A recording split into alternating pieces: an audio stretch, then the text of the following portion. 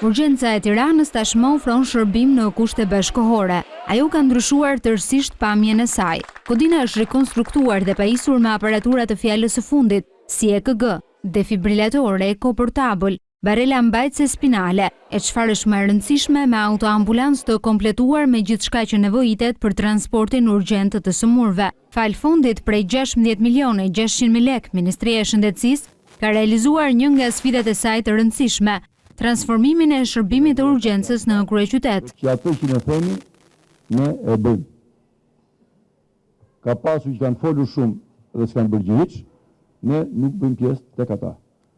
Kjo është reforma shumë planshe, menaxhim shëndetësor dhe financiar modern, infrastrukturë dhe teknologji moderne, njerëz të edukuar në mënyrë profesionale, në mënyrë moderne, ku dhe ritrajnimi, rifreskimi edhe këtij stafi do të jetë edhe ajo hapi pasues, pra do të thotë reformë shumë planshe.